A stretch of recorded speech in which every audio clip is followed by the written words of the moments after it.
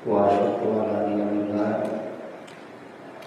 asyhadu an la ilaha illallah wahdahu la syarika lah wa asyhadu anna Muhammadan abduhu wa rasuluh allazi la nabiyya ba'dahu amma ba'd.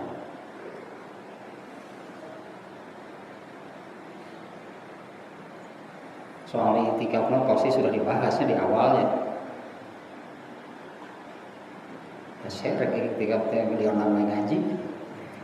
Itu kalau bisa cicing di masjid itu keluar.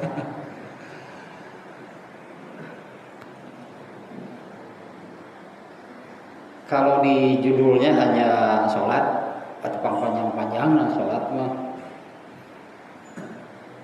bahas sholat mau beras 5 tahun mah seminggu sekali. Tapi yang paling pentingnya tentang sholat itu adalah apa itu sholat. Ya pernah di beberapa kali pengajian diajukan pertanyaan seperti barusan itu, apa itu sholat ya? Di beberapa tempat serempak ngejawab nanti kewajiban. Bener gak gitu jawabannya kayak gitu? Bener gak kalau sholat dari pertanyaan seperti itu hari sholat ya nama kewajiban? Ya artinya mengerjakan sholat itu memenuhi kewajiban. Padahal dari jawaban seperti itu, setelah itulahnya di beberapa pengajian diajukan pertanyaan seperti itu, jawabannya seragam kewajiban gitu sholat. Nah, dari jawaban seperti itu, lalu saya katakan begini, Pak Ingan, san bener keneh wae atuh nepi ka ayeuna sholat teh. Ya kalau sholat itu apa? Kewajiban. Apa ingat? Sholatnya sangareurahna. Karena dari jawaban seperti itu, ketika mengerjakan sholat itu hanya untuk menggugurkan kewajiban. Perbandingannya begini. Ini sering saya contohkan begini. Kalau anak kecil sedang main layang-layang, permainan layangan, setengah genep, ya bener 15 menit deui ka maghrib. Ku indungna di teangan ditanya teh geus asar can, bade nyebutna teh. Maka dinglang layangan keur di luhur. Asar sabar menit deui. Pan dititipkeun teh ka babaturanana, buru-buru we lompat. Teu lila geus tarojol deui. Geus can salat teh atos, bener teh. Bener enggak si anak itu sudah salat? Siga kumaha sih salatna? Nah, berarti hanya untuk memenuhi tuntutan ibunya, anggaplah memenuhi kewajiban si anak itu. Jadi keur salatna teh siga kumaha? Keur salatna ge aduh kumaha mun disasar tanang layangan. Kumaha mun nutung, kumaha mun diadukeun ku babaturanana. Ting wuduh lah ting teu budak teh. Nya ari budak mah pantas gitu, lamun ditanya teh geus can salat teh jawabna naon? Ya, apa yang salah? Enggak ada. Ari aki-aki rek kitu salatna. Apa yang orang dewasa yang sudah balik mau seperti itu, artinya salat itu hanya untuk menggugurkan kewajiban, pasti mau bener ta salatna.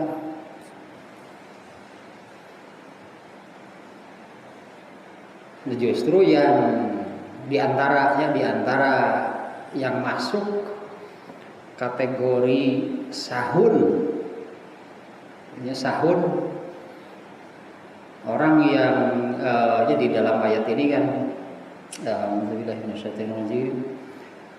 fawailun lil musallin, celakalah bagi orang yang sholat, alladzina hum an sholatihim sahun, yaitu orang-orang yang sholatnya sahun.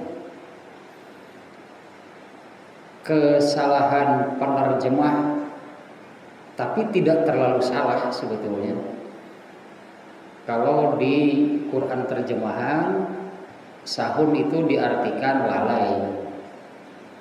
Tapi dari kata lalai itu hanya tertuju kepada waktu pelaksanaan.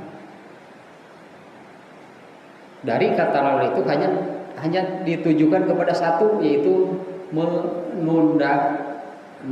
Betul, itu termasuk salah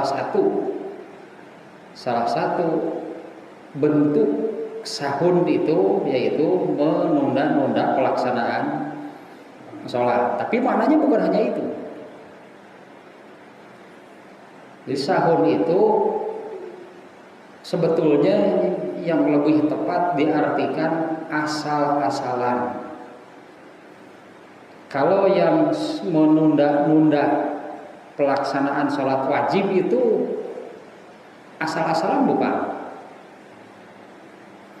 Masuk nggak kepada asal-asalan gitu? Kalau menunda-nunda waktu pelaksanaannya gitu ya. Asalnya di mana? Ya asal dikerjakan ya jam sabaraha ge.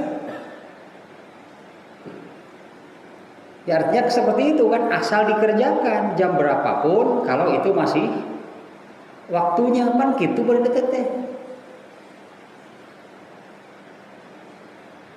Padahal kalau pelaksanaannya seperti itu, berarti di sana ini dari satu hal, berartinya dari satu sisi gitu, yaitu soal waktu pelaksanaannya.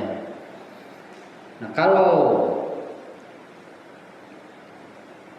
dilakukan seperti itu, maka di situ dengan makna yang tadi, asal dikerjakan jam berapapun dikerjakannya.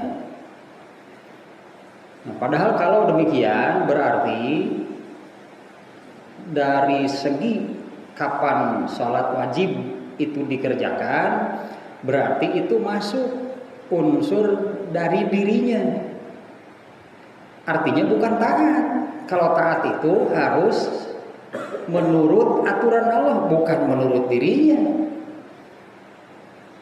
Kalau seperti barusan artinya kan terserah dirinya, jadi kumaha manehna jam sabaraha ge, asal masih di dalam waktunya. Itu salah satu bentuk asal berarti sholatnya.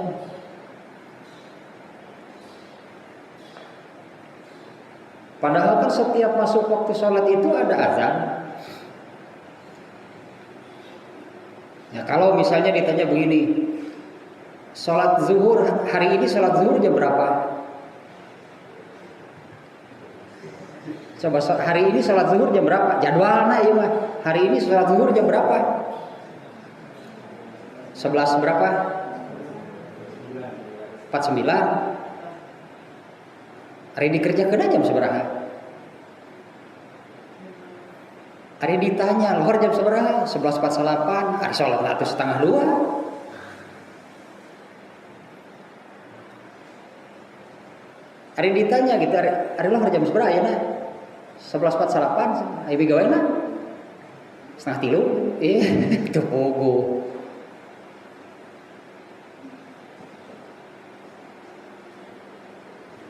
Ini mungkin kesalahan gitunya, karena perlu penjelasan sebetulnya ya. Perlu penjelasan. Kalau hanya dari terjemah lalai itu kadinya gitu, arahnya itu hanya kepada satu segi, satu sisi, padahal sahun itu dari banyak hal. Yang intinya ketika melaksanakan sholat itu tidak dengan kesungguhan, kan kebalikan asal-asalan serius. Kesungguhan soal apanya? Segala-galanya berarti. Nah, salah satunya yaitu tadi soal waktu. Ya, waktu pelaksanaan atau waktu melaksanakannya. Kan sudah ada jadwalnya. Sholat zuhur jam berapa? 11.49 ya satu jam sakitu. Ketika mengerjakan sholat itu jam 2 ditanya nggak oleh Allah nanti di akhirat dihisab moal. Nah, kakar sholat jam 2. Apalagi ada azan, di mana di dalam kalimat azan itu kan ada kalimat hayya 'ala sholat. Coba artinya apa? Ya, hayya 'ala sholat artinya apa? Ayo kerjakan sholat. Yang memerintah siapa?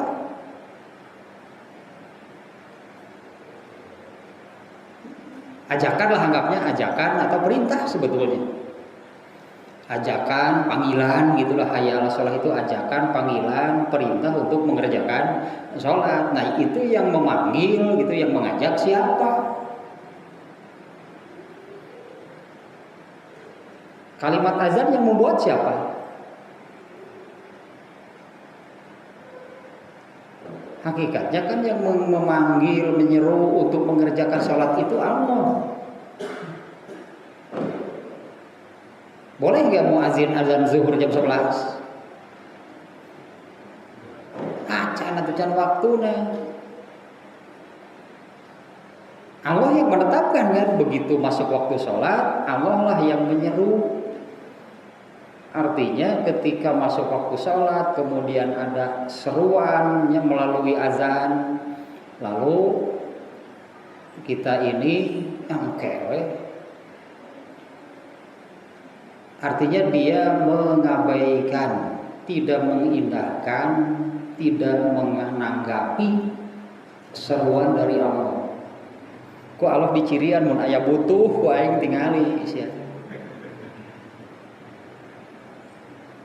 Seolah-olah gitu teh aya mun dari aya kabutuh ngadonga nepi ka ceurik. Jadi gerohan mah geuning hare-hare.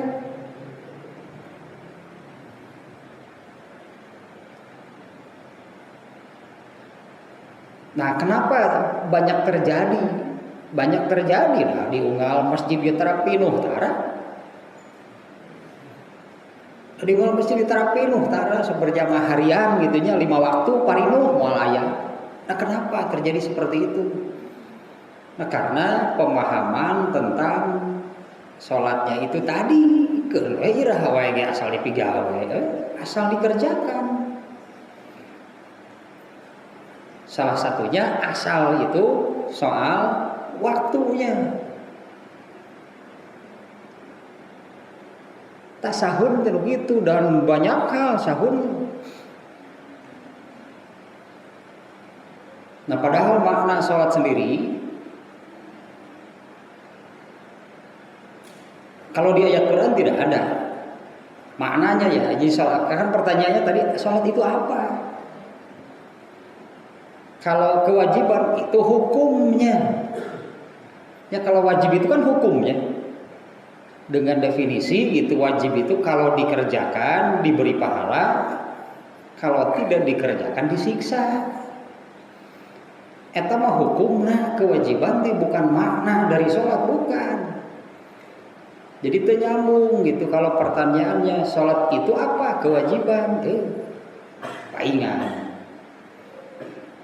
Artinya jelas nih, menunjukkan tidak mengerti, ya tidak paham sholat itu apa.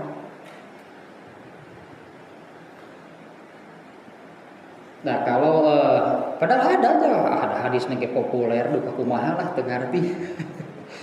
Hadisnya kan populer makna sholat. Wah yang ini iza kanal abdu fi sholati fa innahu yunaji rabbahu. Apabila seseorang itu sedang mengerjakan sholat, sedang sholat, apabila seorang hamba itu sholat, hakikatnya dia itu sedang berdialog dengan Tuhannya. keur ngobrol jeung Allah teh. Jadi waktu Allah menyeru dengan azan teh, Allah itu mengajak apa? Hukumna nu wajib mah bukan salat itu kewajiban, mau ditanya hukumna kakara. Itu baru kewajiban nu eta mah atau wajib gitu atau kewajiban. Kan makna salat itu Rasulullah SAW sendiri yang menjelaskan apabila seseorang sholat, hakikatnya dia itu sedang berdialog dengan Tuhannya. Berdialog teh seolah-olah ku Allah teh diajak ngobrol oleh Allah itu diseru seolah-olah sok boga masalah naon aya perlu naon sok nyarita. Kira aku tegenah ku Allah dikitukeun atuh. Kan bebas ado adina salat mah.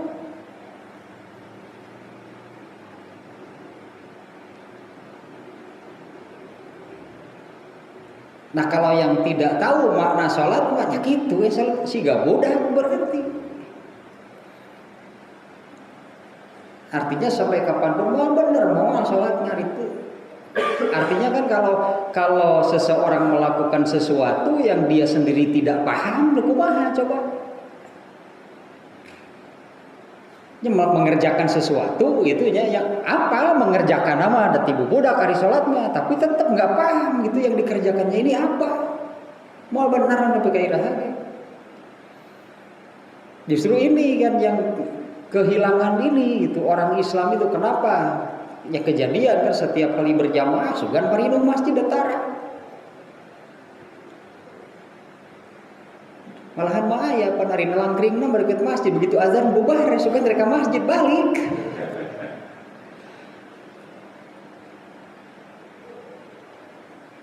Mungkin gitunya Allah mengatakan sakitu geus deket ka masjid digeror mangadeun ngaleos. Ini makna sholat itu penjelasannya dari Nabi ini, artinya bukan dari para ulama, bukan Nabi sendiri yang menyebutkan sholat itu apabila seseorang sedang sholat, hakikatnya dia itu sedang berdialog dengan Tuhannya. Berdialognya itu melalui bacaan sholat. Itu dialog bacaan sholat. Artinya ya makanya berusahalah gitu ya untuk memahami bacaan-bacaan sholat. Ketika mengucapkan Allahu Akbar itu maknanya apa? Artinya kan pengakuan gitu. Begitu memulai sholat itu dimulai dengan pengakuan Allah siapa, saya siapa berarti. Allah itu yang maha besar, artinya Allahu Akbar kan Allah maha besar. Kalau Allah maha besar artinya kita ini siapa? Nah, dimulai terus lah gitunya berdialognya itu sampai dengan salam.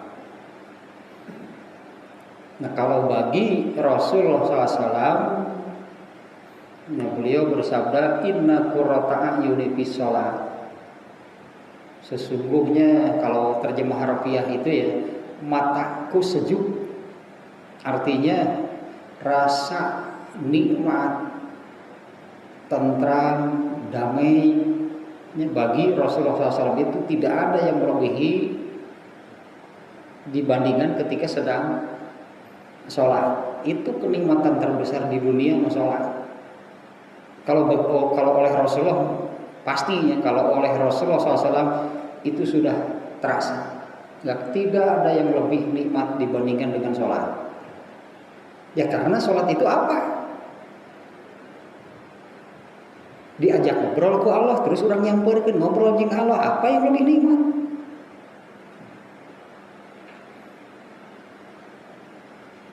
Boleh nggak kalau berdialog menghampiri, artinya katakanlah kita yang menghampiri ya, Allah yang mengajak, kita yang menghampiri, boleh nggak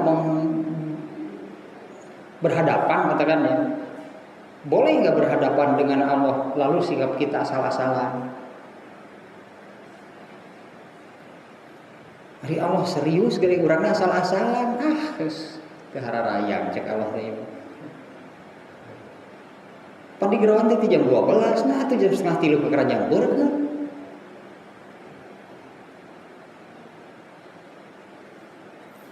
Allah lagi ting aya keneh ting henteu beureunan di tempat ketika kita sholat Allah teh aya keneh teh kan dialog berhadapan. Kalau dialog artinya kan dari jarak dekat. Bahkan memang ada juga hadis yang menyebutkan hadisnya yang ini kurang lebih maknanya seperti ini. Apabila terasa sesuatu, ada sesuatu di dalam mulut kamu ketika sholat nih, apabila terasa ada sesuatu di dalam mulut kamu, bagi orang yang sedang sholat itu jangan ditelan, sholatnya batal berarti. Misalnya ada sisa makanan gitunya yang nyelip di gigi, lalu keluar ketika sholat, gak boleh ditelan. Kalau ditelan berarti batal sholatnya. Artinya itu harus dibuang.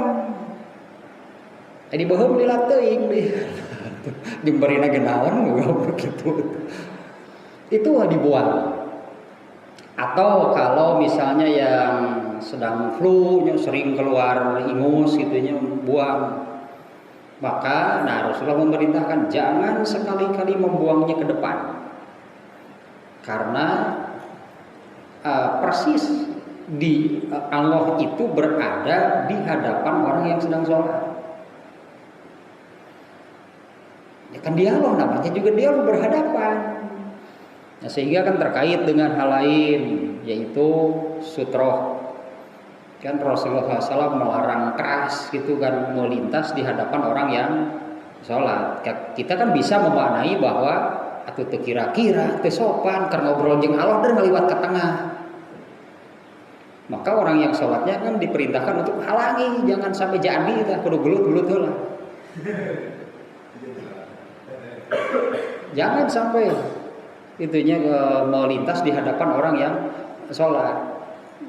Tidak salah kan kalau kita memaknainya seperti barusan bahwa nyanyi ada kira-kira itu sopan kan. Jangankan ini yang dialognya antara seseorang dengan Tuhannya. Kalau ada dua orang yang sedang ngobrol lalu kita jalan di tengahnya kan pikir sebelah itu sopan. Slidingnya gitu di tengkas cenah labuh. Ini ngobrolnya dengan Allah. Jadi Rasulullah SAW melarang keras. Kalau ada yang mau melintas, orang yang sedang sholatnya diperintah untuk halangi, jangan sampai jadi. Dan bagi orang yang mau melintasnya pun Rasulullah menyabdakan daripada harus lewat di daerah sutroh orang yang sedang sholat, lebih baik berdiri menunggu. Kalau mau lewat di situ ya, lebih baik berdiri menunggu meskipun selama 40 tahun.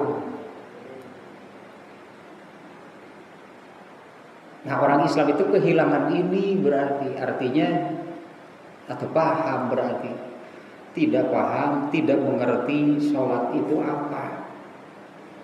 Selama masih seperti itu sampai kapanpun nggak akan ada yang benar kalau mengerjakan. Bukan tidak mengerjakan, karena ancaman tadi kan bagi yang mengerjakan. Fawailul lil musholin untuk yang mengerjakan kan tara mesti diomongkeun.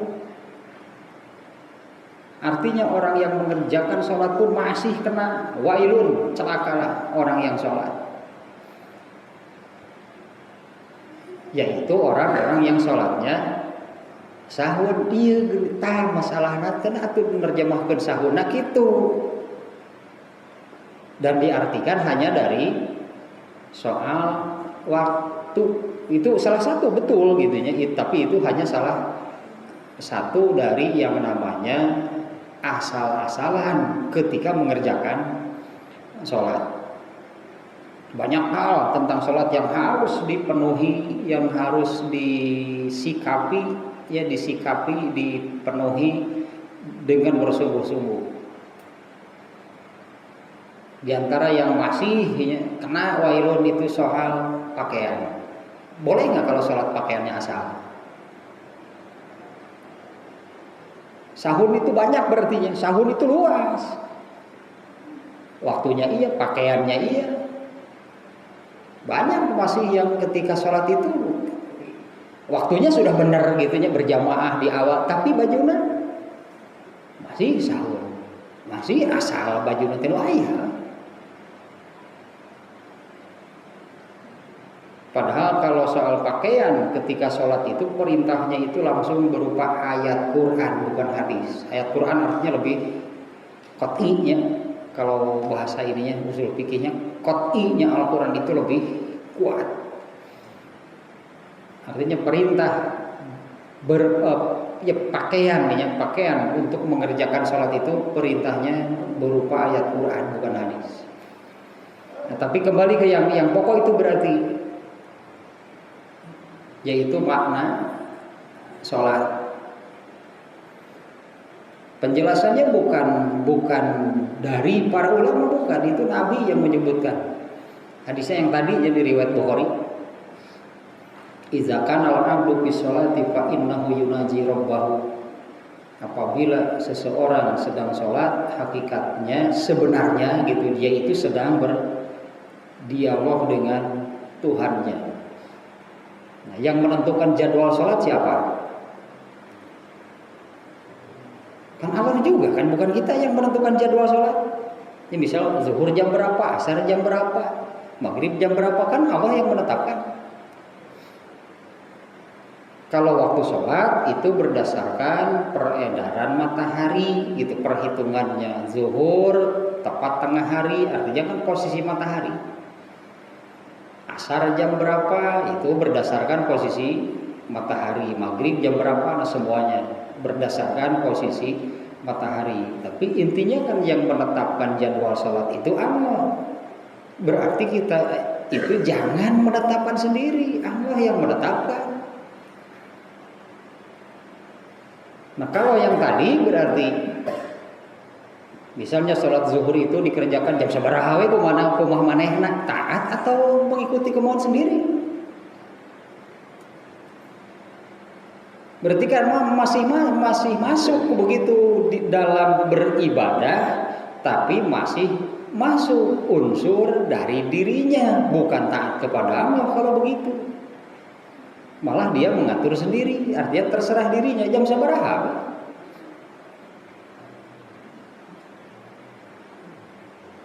Belum lagi pelaksanaannya seperti sholat, contohnya sholat si anak-anak tadi. Lang layangan titipkan ke babaturan anak buru-buru lompat. Entah ke 15 menit deui ka magrib teh. Buru-buru lompat, asal basuh we udah moal dipariksa beureun ku indung lagi. Sholat meureun gerakanna wungkul gitu. Asar 4 rakaat semenit lah. Panita nu 23 rakaat 7 menit kok pirakeun 4. Lila. Nu kitu wunggul. Tapi pan si orang tuanya indungna teh tadi teh geus salat teh atos. Cukup lah gitu kalau untuk anak-anak mah. Karena si anak itu berarti kan mengerjakan. Asal mana ada anak-anak sholatnya bener dan ngerti aja. Kan we budak mah. Gan dia piraku nepi ka aki-aki kitu gitu.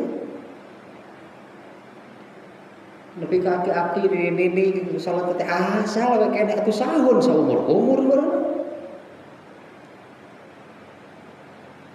Ngan moal we nanyakeun teu mah salat teh moal pek aku pamaneh sing geus karolot ieu. Tapi mau seperti apa gitu. Tetap dasarnya ya, hal yang paling mendasar adalah yang menjadi permasalahannya adalah tidak paham apa itu sholat. Padahal hadisnya ada. Dua hadis nubieu tadi. Yang satu yang memaknai, yang menerangkan bahwa apabila seseorang itu sholat, hakikatnya dia itu sedang berdialog dengan Tuhannya. Yang kedua, Allahnya ada di mana? Itu hadis yang tadi, yang apabila sedang sholat lalu terasa ada sesuatu di dalam mulut kamu, jangan sekali-kali membuangnya ke depan. Karena Allah itu persis ada di hadapannya.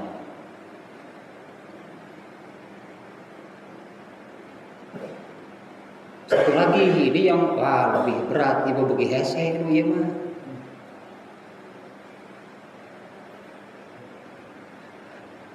Ieu tiba-tiba mana ieu dan urang-urangna kieu ieu mah.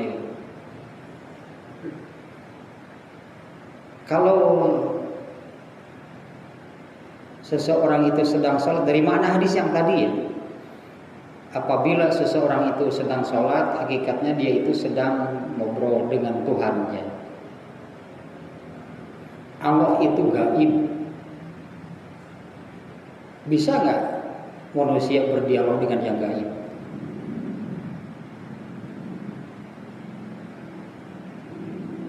Bisa nggak manusia berdialog dengan yang gaib? Nggak bisa. Kalau yang berdialog itu yang nampaknya, yang nampak dari manusia itu adalah jasad. Kalau melihat jasadnya, orang yang sedang sholat itu, misalnya sholat, ada orang yang sholat di sini di saf pertama dia. Orang sholat, ada orang yang sholat di saf pertama menghadap ke arah kiblat. Kalau fisiknya, jasadnya kan menghadap ke tembok. Yang di depannya apa? Tembok.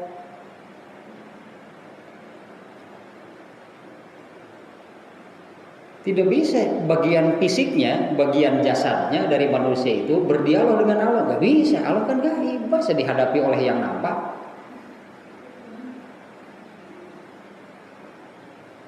Jadi sebetulnya yang berhadapan dan berdialog dengan Allah dari orang yang sedang sholat itu adalah bagian yang gaibnya, yaitu ruhnya.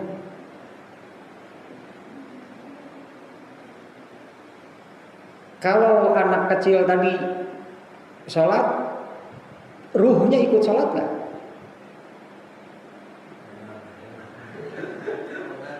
Pan ruhnya di dalam layangan.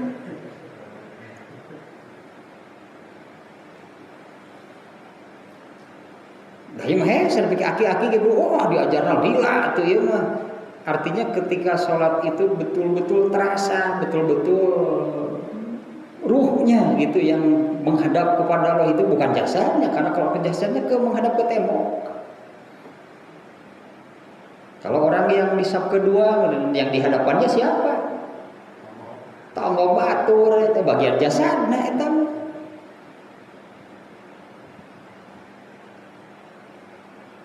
Dan sebelum sholat itu kan ada di antara syaratnya itu kan bersih. Yang harus bersih ini kan dua. Satu bagian fisiknya, bagian jasadnya yaitu dari najis. Kemudian satu lagi bagian ruhnya yaitu dari hadas. Kan dua-duanya harus bersih. Bagian fisiknya itu badan, pakaian, tempat sholat harus bersih dari yang Allah tetapkan sebagai najis, tidak sah kalau ada najis. Terus wudu membersihkan apa? Wudu membersihkan hadas, bukan najis. Artinya ketika seseorang wudu itu sedang membersihkan bagian ruhnya. Karena kalau bagian fisiknya, jasadnya nggak usah Allah perintah, carana kumaha, sing bersih we. Kalau sajadah marek diseseuh we. Diseseuh sorangan we, rek mayar we, kalondri sing bersih ya. Tapi kalau wudu yang menentukan caranya siapa? Kalau ruh itu kan tidak nampak. Ketika kotor membersihkannya bagaimana? Kotorannya apa? Membersihkannya bagaimana? Yang tahu siapa? Nah, Allah yang menetapkan ini, yang Allah kategorikan sebagai hadas, cara membersihkannya begini. Nah, jadi jangan sampai juga ketika wudu ruhna dibersihan hari sholat teu milu ruhna mah kumaha ya? Nyawa ketika mengerjakan sholat, yang mengerjakan sholat itu hanya jasadnya, sehingga budak tadi itu yang sholat hanya jasadnya, ruhnya tidak ikut sholat.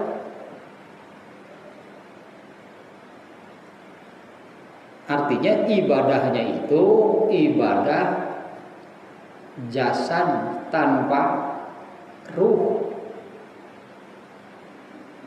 Berarti sholatnya itu yaitu sholat yang dilakukan oleh jasad tanpa ruh. Kalau jasad tanpa ruh itu namanya apa?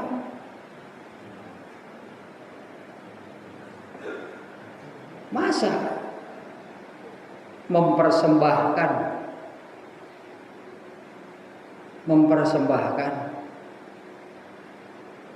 sesuatu kepada Allah itu berarti mempersembahkan jasad tanpa ruh. Artinya kepada Allah itu mempersembahkan bangkai. Kan kalau jasad tanpa ruh mau bangkai karena gitu. Tak sahun manukara dieu tak. Harusnya yang ibadah sholat itu adalah ruhnya, adapun jasad itu hanya alat bantu, gitu, alat bantu untuk melaksanakan sholat. Yang harus sholat itu ruhnya. Jasad itu hanya alat untuk mempersembahkan lah gitunya, untuk mempersembahkan pekerjaan gitu kan, karena sholat itu pekerjaan, karena sholat itu amal, di mana pekerjaan tersebut itu dipersembahkan untuk Allah.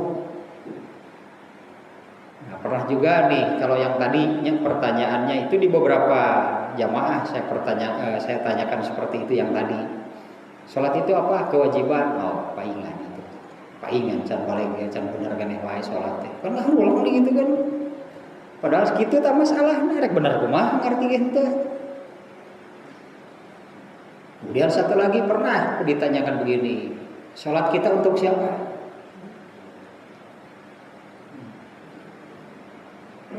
Sholat urang teh kersa keur urang, apa ingan mun kitu mah kumaha urang itu. Nya sholat urang kersa keur urang, kumaha urang itu kitu mah kitu bakal kitu, artinya kumaha urang sholat teh. Kalau kumaha urang terserah kita, artinya ketentuan Allah tidak akan dipenuhi. Kumaha urang. Jadi segala-galanya lu tadi kan, waktuna kumaha urang, bajuna kumaha urang, carana kumaha urang ada keur urang. Nah, padahal sebetulnya semua pekerjaan ibadah itu adalah persembahan.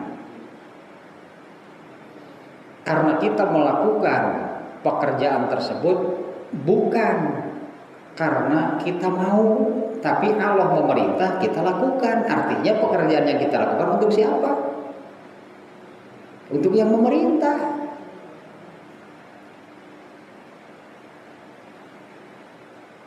Dengan sesama manusia juga sama. Kalau seseorang diperintah melakukan sesuatu, yang diperintah ini kemudian melakukan, itu untuk siapa? Pangmata kopi ke 5 siki, menang teh lamun mata kopi na 4. Bawa teuing 5, cek nomor dititahna teh. Ari dititahna 5. Karena dia pergi ke tukang fotokopi, tuluy fotokopi itu kan memenuhi perintah, bukan karena dia mau, da keur nangkring tadi bagaimana. Ya artinya kan melakukan sesuatunya itu untuk siapa? Untuk yang memerintah. Artinya persembahkanlah yang terbaik. Kalau asal-asalan teh gitu, masuklah apa yang datang dari dirinya. Kita mata kopi buru-burunya ayeuna nya ditungguan, rek dibagikeun. Ulin heula, mata kopi mah bener. Tak sahun berarti nu kitu teh. Dititah 5, mata kopi 2. Bawa teuing 5 da 2 ge mahi, cek saha. Pokoknya jangan ada yang dari dirinya itu masuk, apapun perintahnya lakukan. Seperti itu. Tanuk itu kakara, baru yang memerintahnya itu puas. Ya, apabila si perintahnya itu dilakukan sesuai dengan isi perintahnya, tapi kalau lompat lantaran di itu buru-buru lompat atuh.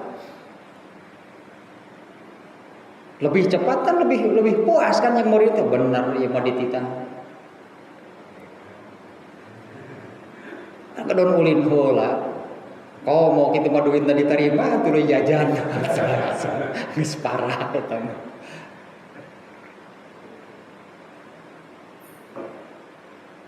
Balik teh ditanya teh duit eueuh bentuk kopi henteu.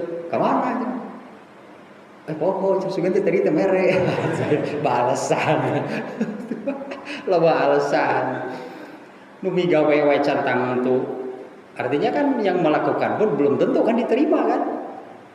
Karena masuk unsur dari dirinya, maka jeung mikir naon katanya loba-loba teuing da dua ge mahi. Wah, ke buru-buru segala sih we pokona masalah. Ditungguan eta na mata kopi balik sore. Jadi migawe nama tapi kan siga kitu.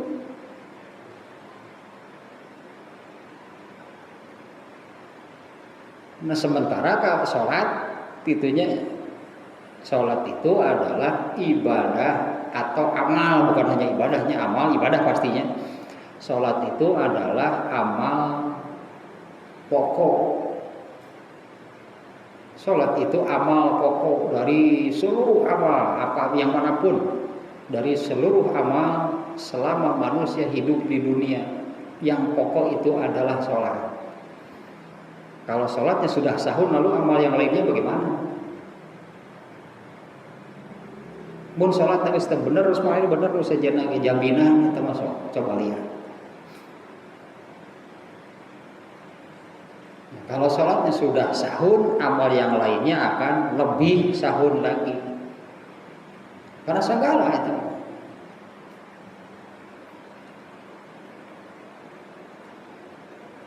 Tapi lah yang penting ini yang paling mendasar sebetulnya tentang sholat wajibnya masalahnya gimana apa. Tapi kalau memahami apa itu sholat hanya sebatas kewajiban, benar nggak kalau saya katakan seperti itu? Paingan lebih ke ayeuna sholat can bener keneh wae.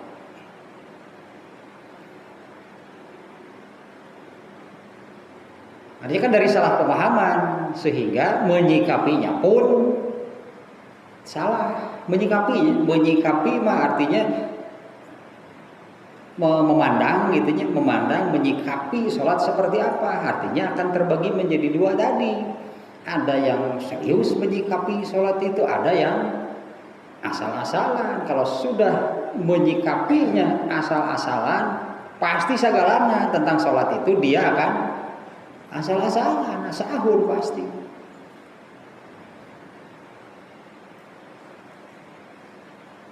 Ini kebetulan saja, kebetulan tadi ya banyak, kebetulan gitu tadi ngobrol gitu dengan seseorang. Kalau yang merasa gitunya, merasa di dalam beragama Islam, merasa di dalam beragama Islamnya ini sudah berQuran Sunnah, merasa sudah Quran Sunnah. Nah tapi melaksanakan sholatnya saja masih seperti yang tadi. Jam seberapa sholat nanti? Quran Sunnahnya di mana berarti? Nah, kalau pelaksanaan sholatnya itu masih masuk, berarti unsur dari dirinya kan berarti bukan dari Quran dan Sunnah kan? Berarti itu dari dirinya, yaitu soal waktunya jam sabaraha. Sigana teh lamun gitu tunuh we mah tunuh gitunya teh jam 2:30 bari asar jam 3 goler we sangadahna. Jadi engke salat asarna jam sabaraha?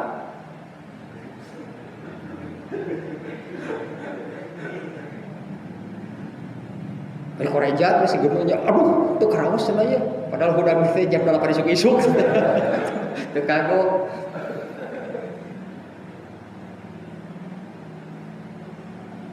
Kalau betul gitu mau berdasarkan Quran Sunnah mah atuh kagok ngagoler jam sakitu mah nya perhitungannya kan ke asar jam sabaraha migawena. Korea jam 5 ya sateuna naon gitu teh. Ya kan waktu kene. Benar gitu ya, Allah menetapkan kalau sholat asar sebutlah dari jam 3 sampai jam 6, bukan bebas memilih.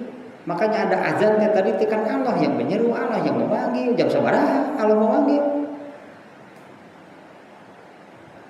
Artinya Allah memberi waktu katakanlah ya untuk asar jam 3 sampai jam 6. Allah ge apaleun bakal aya gitu, bakal aya yang tidak bisa sholat di awal waktu dengan alasan kudu-kudu. Alasan harus yang bisa dipertanggungjawabkan nanti di hadapan Allah. Coba kalau ditanya, nah asar tebet jam 5 rek ngajawab naon? Sare. Bawa teh eta. Sare. Teu kieu tunduk. Cek Allah teh naon atunya. Ya artinya memang Allah memberi waktu kan, memberi waktu dan Rasulullah SAW pun mengalami hal seperti itu. Sampai sholat zuhur dikerjakan maghrib, Rasulullah nggak lama. Tapi apa alasannya? Yaitu ketika terjadi perang dan syariat sholat khauf, sholat waktu perang belum ada. Jadi perang tidak bisa berhenti. Sampai masuk asar perang belum selesai. Sampai masuk maghrib baru perang berhenti, kemudian sholat. Rasulullah SAW mengalami boro-boro setengah 7 kita sholat lohor lagi, tapi kan jelas alasannya.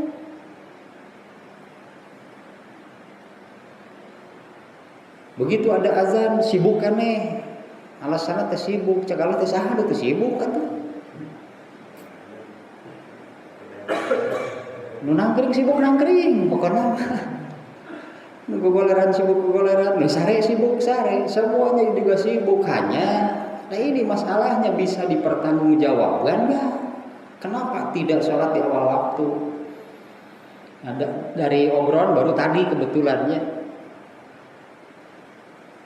orang-orang yang merasa bahwa dalam beragama Islamnya ini sudah berquran sunnah, tapi tidak tahu, tidak merasa kalau sengaja tidak sholat di awal waktu itu dosa.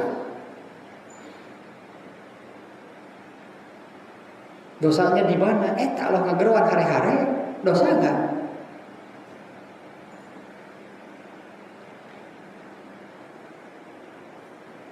Aya nu leuwih pika sabaleun beureunan. Aya nu leuwih pika sabaleun. Eta nu kerapat di antara nu kerapat ieu. Begitu ada azan areureun rapat nanti. Tuluy we ngarobrol. Lain nyamperkeun. Areureun rapat nanti tuluy ngobrol. Beres azan mah ada deui we rapatna. Jadi seolah-olah kumaha teh beunannya kekelau ya Allah ngageroan we cicing. Ngobrol yang rapat. Beres ada we seureun ilmu ngageroanana deui rapat teh. Beres kitu salatna masing-masing. Jadi pan hari rapat berjamaah, hari sholat masing-masing lieur teh cing ieu teh. Pan rapat berjamaah pasti. Rapat berjamaah, sholat masing-masing. Apapun kegiatannya mau rapat atau nguseup lah. Saya itu nguseup itu dendam. Lah nguseup berjamaah. Bisa berjamaah, sholat masing-masing, alus, cek Allah teh alus.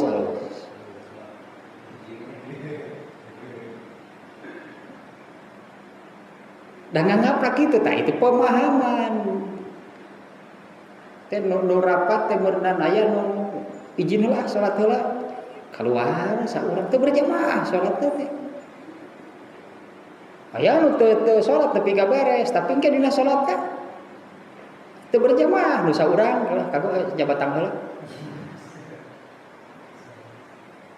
Nu saurang ban kala ayeuna heula diskeun heula pikiran masing-masing we salat mah.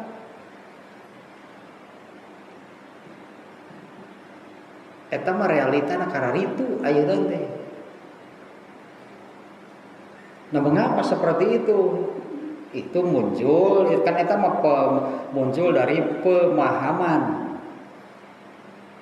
Karena pemahamannya yang tidak benar gitunya tentang apa itu sholat, jadi pasti akan masuk unsur dari dirinya. Kalau sudah masuk unsur dari dirinya berarti kan bukan taat. Eta mah kumaha manehna, atuh lain ge taat ari kumaha manehna. Nah, kalau taat itu artinya kan seperti yang tadi kan, ketika diperintah fotokopi 5, buru-buru ayeuna ditungguan. Ya laksanakanlah sesuai perintah. Baru taat.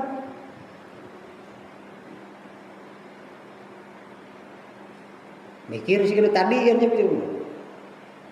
7 lah bisa kurang. Atau dikurangan.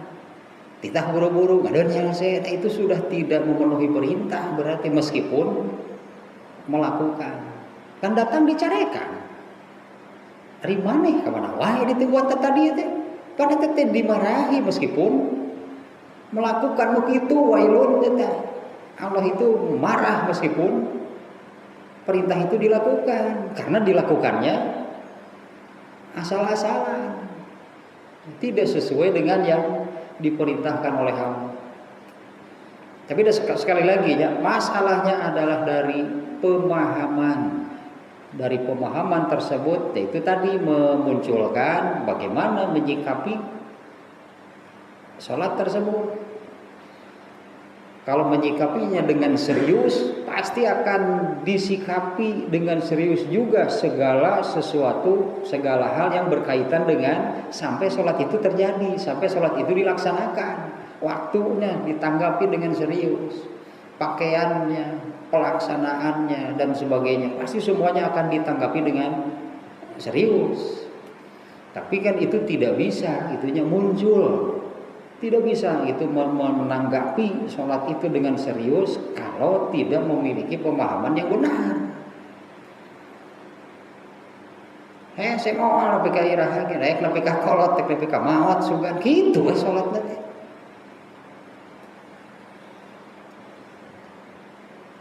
Ya puguh deui pan ari nu tara sholat mesti kudu diomong kana tara nu sholat mah. Karena ayat tadi kan ancaman bagi orang yang mengerjakan.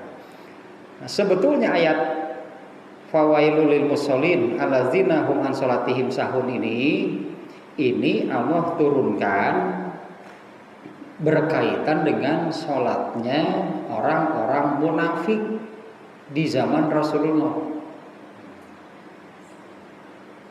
Nah, seperti apa salatnya orang munafik di zaman Rasulullah?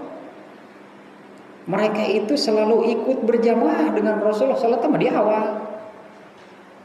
Jadi sebetulnya fawailul lil musallin bukan soal waktu. Orang munafik itu ikut berjamaah dengan Rasulullah, dengan para sahabat. Karena kalau mereka tidak berjamaah pasti ketahuan. Karena tidak ada satupun sahabat yang sengaja tidak berjamaah mualayah. Tidak ada satupun sahabat intinya yang sholatnya itu angka aja jam sabaraha rumah orang moal aya. Ikut berjamaah bersama Rasulullah. Nah, kalau orang-orang munafik tidak ikut berjamaah pasti ketahuan. Mereka ikut sholat berjamaah bersama Rasulullah. Seperti apa sholat mereka? Asal kan? Asal ikut supaya tidak ketahuan bahwa mereka itu sebetulnya kafir.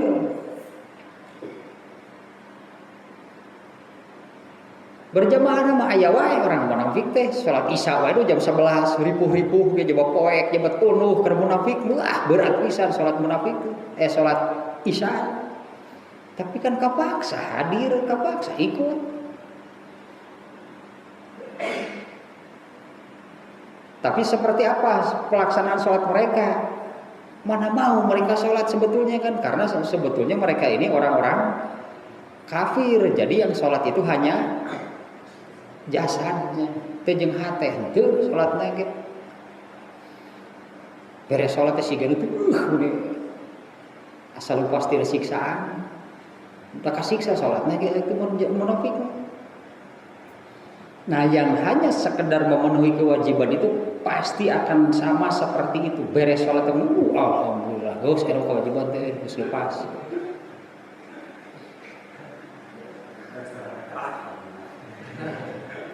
Paham ada bakal gitu dan dari sholat nu awak kena wungkul berarti sholat yang hanya fisiknya, sholat yang hanya jasadnya pasti akan seperti itu sholat.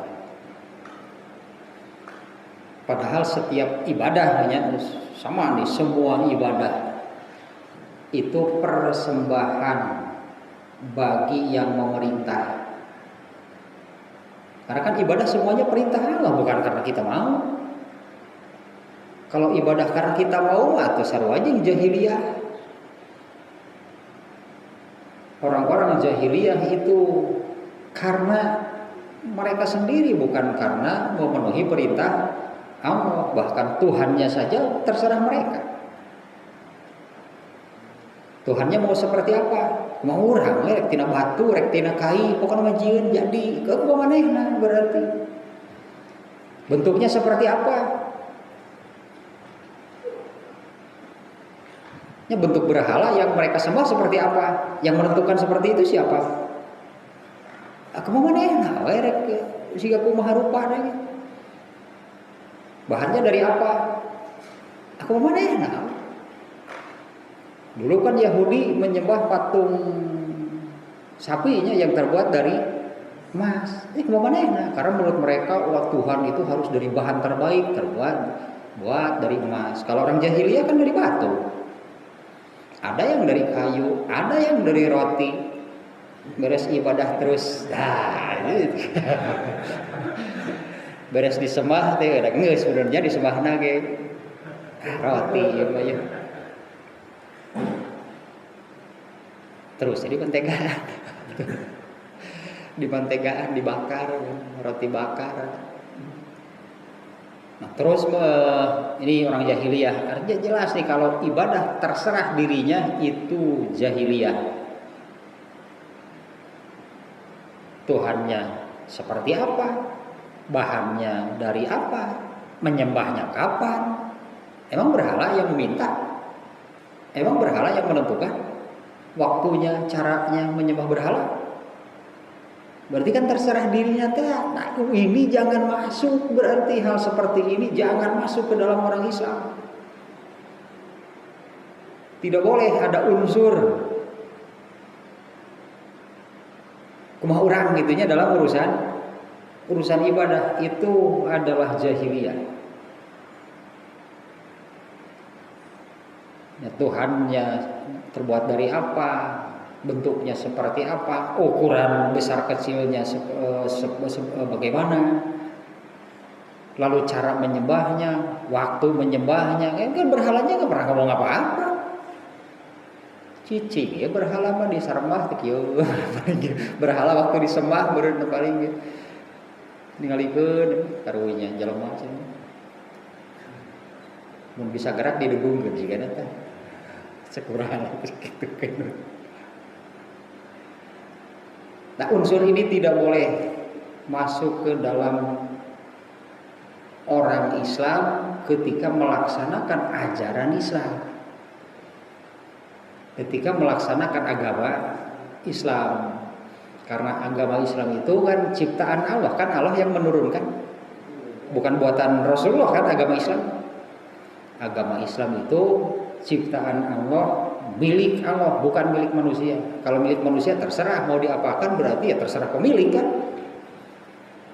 Agama Islam itu ciptaan Allah, milik Allah. Manusia itu hanya diperintahkan untuk melaksanakan sesuai dengan yang diperintahkan. Dan dari semua gitu ya ajaran, amalan yang ada di dalam Islam itu, sholat itu amal nomor satunya, yang terpentingnya, amal pokoknya itu adalah sholat. Nah, kalau sholatnya sudah disikapi dari awalnya, itu mulai dari menyikapi mau seperti apa kita menyikapi sholat. Kalau menyikapi sholatnya itu sudah asal-asalan, ya lihatlah pelaksanaannya pasti asal-asalan. Jadi ibarat mata airnya ya. Kalau mata airnya itu sudah asal-asalan, terus nanti ke hilirnya seperti apa? Nah terus ya sampai ke pelaksanaan itu adalah muaranya, hilirnya pasti asal-asalan. Dan itulah yang diancam oleh ayat yang tadi. Fawailul lil musallin itu sahun itu bukan lalai tapi asal-asalan. Nah, asal-asalan itu dimulai dari hulunya, mata airnya, yaitu pemahaman dan sikap gitu ya. Bagaimana memahami dan menyikapi sholat, itu mata airnya. Nanti akan terus sampai ke muaranya seperti apa. Kalau pemahamannya serius, memahaminya serius, menyikapinya serius, pasti pelaksanaannya juga serius. Kan akhir pelaksanaannya. Ya kan muaranya berarti akhirnya dari apa yang namanya sholat itu adalah pelaksanaan. Dan itu tidak bisa dilaksanakan dengan serius kalau mata airnya, sumbernya bukan keseriusan.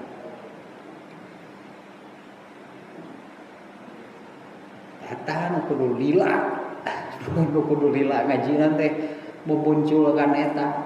Memunculkan bagaimana kita bisa menyikapi sholat itu dengan serius. Hal yang paling mendasar untuk sampai kepada tersebut dua, etama iman dan ilmu yang benar tentang sholat. Imannya tinggi berarti ilmunya benar, pasti serius menanggapi sholat. Apalagi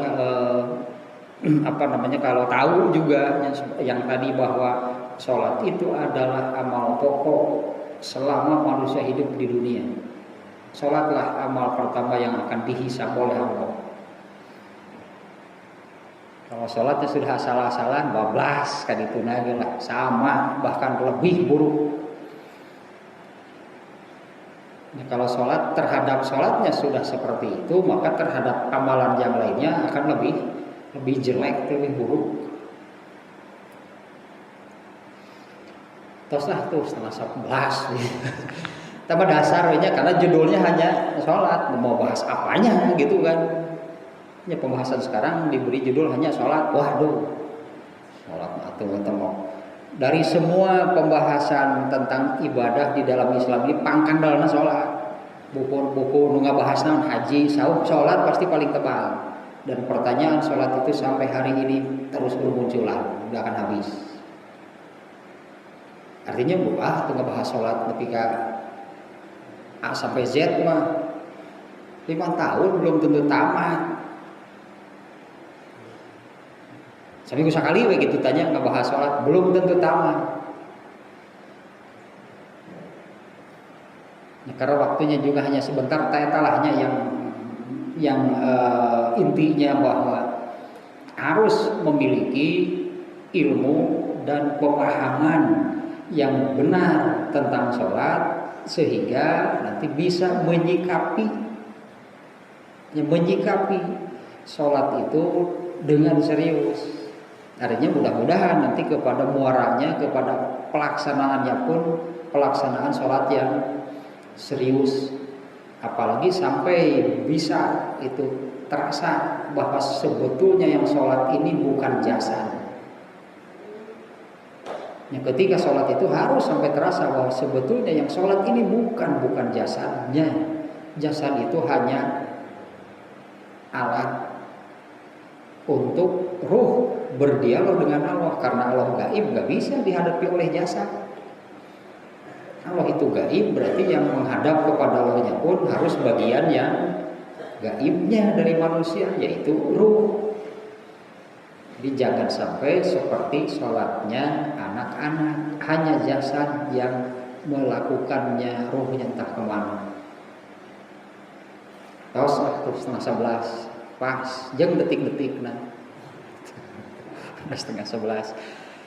Nah intinya mah eta lah, mudah-mudahan ya suganlah ti mimiti ayeuna mah Itunya kita menyikapi, terutamanya diawali dari sana, karena semuanya bagaimana kita menyikapi sholat yang tentunya harus disikapi dengan serius. Jadi banyak sebetulnya orang yang sholat iya mengerjakan, tapi kan ancaman tadi bukan buat yang sholat, bukan buat yang tidak sholat. Artinya orang sholat itu belum aman, jangan dikira. Nyata no asal sholat itu jangan dikira aman. Kalau sholat itu asal, karena ancaman sahun itu bagi orang yang mengerjakan, bukan orang yang tidak mengerjakan. Tos jadi lebih 2 menit. Ini rugi lebih 2 menit ya. Saya kira cukup sekiannya. Aku qouli hadza wa astaghfirullah li wa lakum. Wassalamualaikum warahmatullahi wabarakatuh.